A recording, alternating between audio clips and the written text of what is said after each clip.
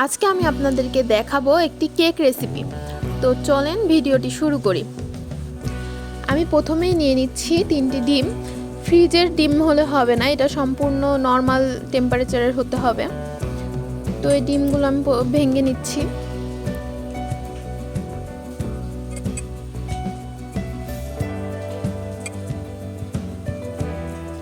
এরপরে আপনারা কুসুমগুলো তুলে নেবেন।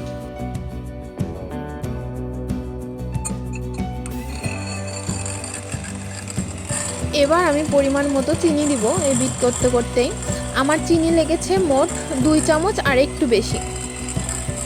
আপনারা চাইলে চিনিগুলো কিন্তু গুঁড়া করেও দিতে পারেন, তাহলে মিহি হতে টাইম কম লাগে। আমি গোটাই চিনি দিয়েছি। এবার সুন্দর করে বিট করে নিব এবং চিনিগুলো গলেছে কিনা দেখে নিতে হবে একবার। এবার কুসুমগুলো দিয়ে দিচ্ছি। কুসুম দেওয়ার পরে বেশি বিট করার দরকার নেই, অল্প একটু বিট করলেই হবে। এবার আমি একটা লেবুর কোয়া দিচ্ছি। এবার 1 চামচের থেকে একটু বেশি আমি তেল দেব। তেল দেওয়ার পরে বেশি বিট করা যাবে না, শুধু হালকা করে একবার করে ছেড়ে দিবেন, না হয় আপনার ফোম বসে যেতে পারে। এবার আমি এক বাটি আটা নিয়েছি আর 1 চামচের মতো বেকিং পাউডার নিলাম। এবার আস্তে আস্তে ভালোভাবে মিশিয়ে নিব।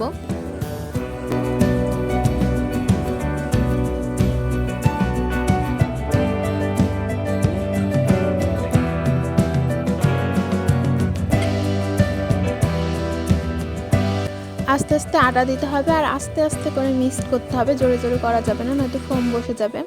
আমি আবার আরেক বাটি আটা নিচ্ছি আর 1 চামচের মতো বেকিং পাউডার নিলাম।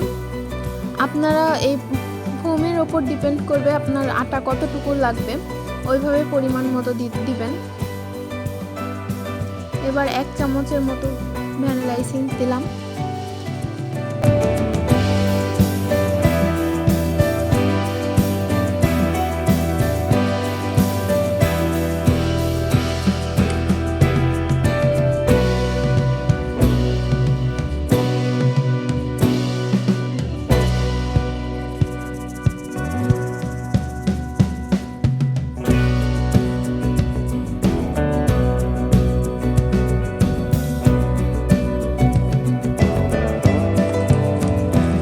এবার আমি একটা বাটির মাপ করে কাগজ কেটে নেব। কাগজে হালকা করে তেল ব্রাশ করে নেবেন, বেশি দেওয়ার দরকার নাই, সাইডেও তেল দেওয়ার দরকার নাই।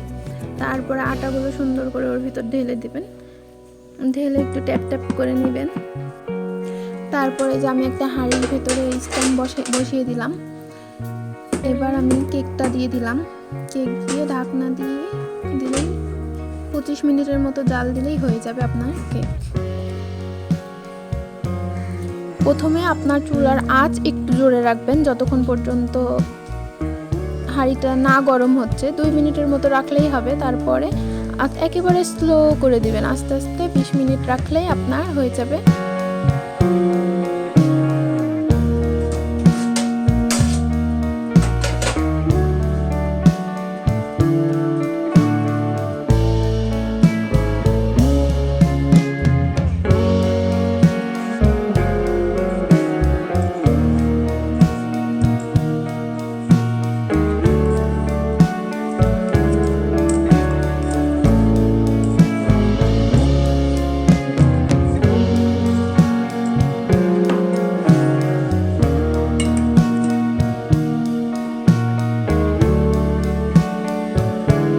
এই যে হয়ে গিয়েছে আমার কেক। এবার দেখুন কেকটা কত সুন্দর নরম হয়েছে, আপনারা দেখলেই বুঝতে পারবেন। তো আজকের ভিডিও এই পর্যন্তই। আল্লাহ হাফেজ।